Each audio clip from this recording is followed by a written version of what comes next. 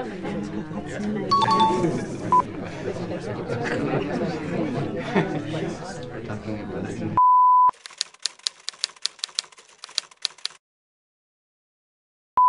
38 वर्ष 1976 मध्ये मुंबईपासूनच कार्य सुरू केलं. त्यानंतर जो काही प्रवास झाला ग्रामीण आणि शहरी क्षेत्रातल्या शोषित पीडितांच्या बरोबरचा आणि त्यांच्या नजरेतून संपूर्ण जग, देश, विकास, विस्थापन, विनाश आणि प्रत्येक क्षेत्रातल्या ध्येय धोरणांचं विश्लेषण करत असताना आम्ही कधीच राजकारण नाकारलं नाही. उलट आम्ही राजकारणाचा जितका पाठपुरावा करत होतो तेवढा राजकारणातलेही विरोधी पक्ष करत नसतील असं मला वाटतं. आणि एकाच राज्यात किंवा 3च राज्यात नाही तर नर्मदा बचाव म्हणता म्हणता आम्ही देश बचाव देश बनावपर्यंत गेलो आणि संघर्ष आणि निर्माणातही उभे राहिलो आणि 20 राज्यातल्या 250 संघटनांच्या मध्ये आम्हाला आमचं योगदान द्यावं लागत होतं आणि आहे. म्हणून त्या वेळेला आम्ही राज्य आणि राज्यकर्ते यांचं फार जवळून पाहणं, अभ्यासणं हे केल्याशिवाय आमची आंदोलनंसुद्धा आम्हाला मंजिल तक ले जाना संभव नाही था.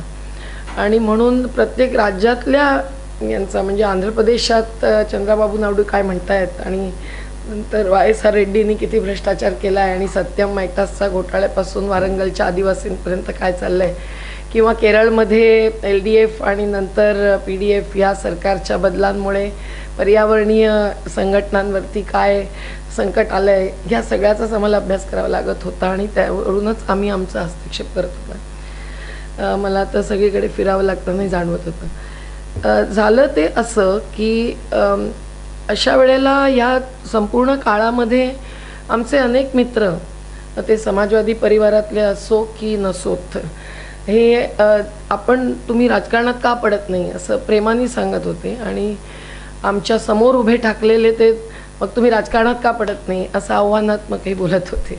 हे दोन्ही सतत ऐकत असताना आमच्या मनात एकच होतं की आपल्याला जो बदल घडवून आणायचा आहे त्याच्यासाठी प्रभावी अस्त्र कुठलं. शस्त्र तर आम्ही हातात घेतच नाही, कधी पत्थर हातात घेतलं नाही, पण अस्त्र कुठलं याचा परिपूर्ण विचार करून आणि आपली ताकद आजमावून आपण करावं तर छोटंसं आयुष्य अधिक कामी येईल.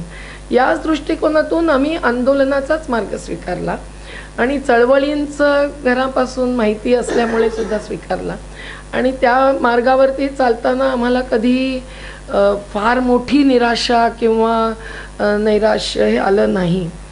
उलट त्या आंदोलनाच्या मार्गावर आम्ही जबरदस्त चालत होतो आणि थकलो झुकलोही नव्हतो आणि अनेक कायदे आंदोलनांच्या पोटी आले हे सगळं पाहत होतो. पण तरीसुद्धा हेही पाहत होतो की राज्याचा चेहराच बदलल्यामुळे आणि एकूण चरित्र बदलल्यामुळे आपण जे काही कमवतोय ते कुठेतरी त्याला ते खो घालतायत आणि एक आपण रेष काढली तर ते मोठी रेषा काढण्याचा प्रयत्न करतायत. मग ती भ्रष्टाचार शोधून काढण्याचा असो की अत्याचार थांबवण्याची असो. त्यामुळे अगदी ज्या ज्या समाजांबरोबर आम्ही काम करतोय त्या समाजांचं देणंच ते मानत नाहीत हे लक्षात आलं आणि याच्यामध्ये 96% श्रमिक आहेत तर गरिबांपासून मध्यमवर्गीयांपर्यंत सर्व आहेत आणि उलट त्यांचं सगळंच काही लूटमार जी चालली आहे ती तर त्या समाजापुरतं नाही संपूर्ण देशाचं धन लुटते, संसाधनं लुटते आणि त्याला आपण एक एक घोटाळा काढतोय. आम्ही आदर्श काढला, आम्ही लावासा काढला, हिरानंदानी काढला, अनेक राज्यातले अनेक घोटाळे काढले, पण तरीसुद्धा आम्हाला असं जाणवत गेलं की यांचं काही खरं नाही. हे सगळी भूमीच आपल्या कब्जात घ्यायला बसलेले जमीनदार दिसत आहेत आणि म्हणून सरळ आणि उघड हस्तक्षेप करायला हवा की नको याच्यावर आम्ही आमचा जो जनआंदोलनाचा राष्ट्रीय समन्वय आहे त्याच्या प्रत्येक द्वैवार्षिक अधिवेशनामध्ये एक सत्र हमखास पक्षीय राजकारण आणि जनआंदोलन याच्यावरती असायचं आणि आम्ही डॉक्टर सुनीलमपासून ते संदीप दीक्षितांपर्यंत, मोहन सिंग समाजवादी पार्टीतले ते विविध पक्षातले लोक अर्थात ज्यांना सेक्युलर फोर्स म्हणतो त्यातले असे बोलवत होतो आणि त्यांच्याशी चर्चा करत होतो, कधी गोविंदाचार्यांवर कधी अन्य. पण या सगळ्यामधूनही असंच निष्कर्ष निघत होता की आपण त्यात पडल्याने जास्त ताकद वाढणार नाही आहे, आपण इथूनच जास्त प्रभावी हस्तक्षेप करू शकतो. ज्या वेळेला प्रशांत भूषण जे खूपच मागे लागले होते, योगेंद्र यादवजी मागे लागले होते 2006च्या उपोषणानंतर, खास करून आमचं जे दिल्लीचं, की आता तर 543 सीट्स लढवायला पाहिजेत वगैरे. म्हटलं काय वेडापेडेपणा म्हणता की काय, काही स्वप्नातही येऊ शकत नाही. कारण आमचे जे शरद जोशींनी शेतकरी संघटनेतर्फे, सिद्धराज दट्टा आणि ठाकूरदास बंगानी सर्वोदयातर्फे, PV राजगोपालांनी एकता परिषदेतर्फे, गॅस पीडित भोपाळचे यांनी जे प्रयत्न केले, किंवा समाजवादी जनपरिषदेसारखा एक छोटा परिघावरचा पण पक्ष, त्या प्रयत्नांना किती कसा प्रतिसाद जनतेने दिला बाकी सोडा, हे आम्ही पाहत होतो. आणि मी त्यांच्या कधी कधी प्रचाराला जायचे तरी हे जाणवत होतं की अजून ती भूमी तयार झालेली.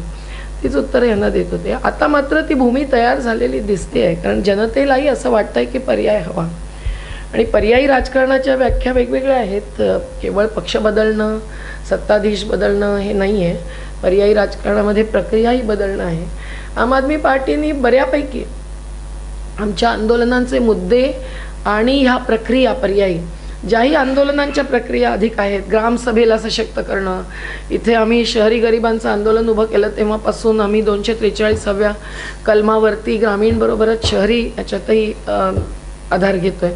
तर हे सगळं त्यांनी उचललं आहे. आणि गांधींपासून आंबेडकरांपर्यंत जी काही स्थानिकांच्या संसाधनाच्या अधिकाराची गोष्ट होती, मार्क्सनेही मांडलं होतं, ownership of means of production, या सगळ्याचं कुठेतरी प्रतिबिंब त्यांच्या ह्याच्यात येत आहे. जरी ते अगदी आंदोलनाच्याच फ्रेमवर्कमध्ये नसलं तरी. आणि त्यामुळे लोकांनाही हा पर्याय पटतोय आणि त्यांनाही वाटतंय आमच्यासारख्याने उतरावं, हे एक कारण झालं. त्यानंतर त्यांनी केलेलं आवाहन आणि त्यांच्याशी झालेल्या आमच्या चर्चा हे दुसरं कारण झालं. ज्याच्यामधूनही त्यांचं विजन डॉक्युमेंट वगैरे आम्ही तपासून घेतलं, जे ड्राफ्ट्स होते तेही, आणि दिल्लीचे संकल्पपत्र, दिल्लीतल्या त्यांच्या क्रिया प्रतिक्रिया यांचा आम्ही जवळून आणि दुरून अभ्यास करतच होतो.